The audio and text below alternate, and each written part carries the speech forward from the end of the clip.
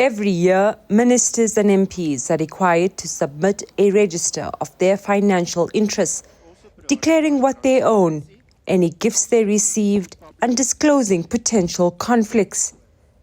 This year's register includes foreign trips, whiskey bottles, and VIP concert tickets.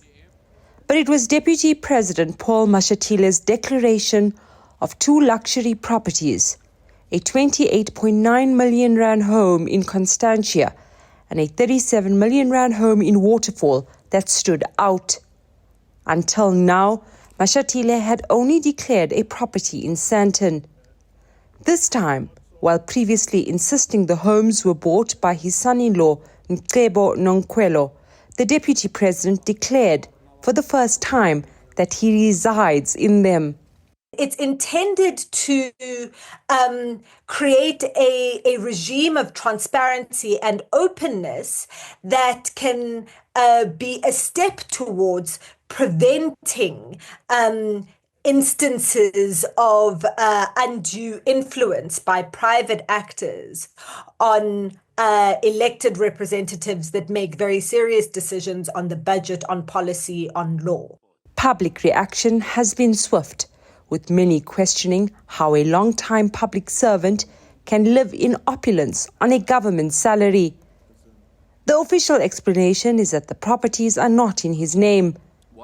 But political analysts say that isn't enough. Then we have to ask difficult questions about how it is someone who lives off a public servant salary ostensibly, someone who's been in public office either in a provincial legislature or in a provincial executive, and then as deputy minister, and then in the executive. How is it that they're able to afford such dwellings in such salubrious areas? Mashatile's allies have labelled the criticism unfair. They argue that Nonkwelo is a legitimate businessman. But critics say the proximity to political power and state tenders is precisely why greater scrutiny is warranted. It's entirely justified to ask these questions.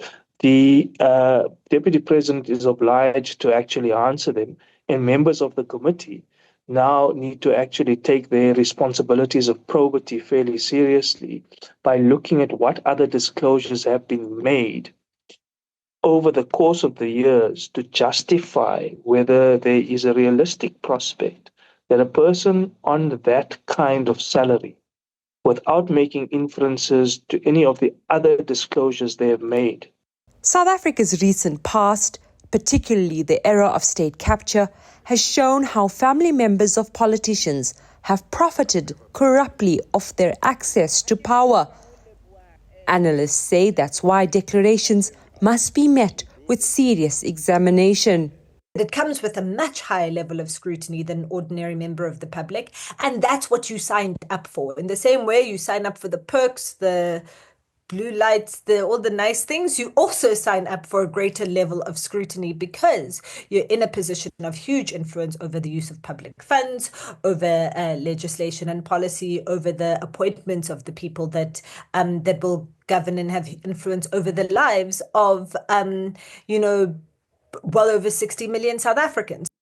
Analysts say transparency laws exist for a reason, and public officials must be willing to open their lifestyles to scrutiny, especially in a country still grappling with the legacies of corruption. For Newzroom Afrika on Channel 405, I'm Qaanitah.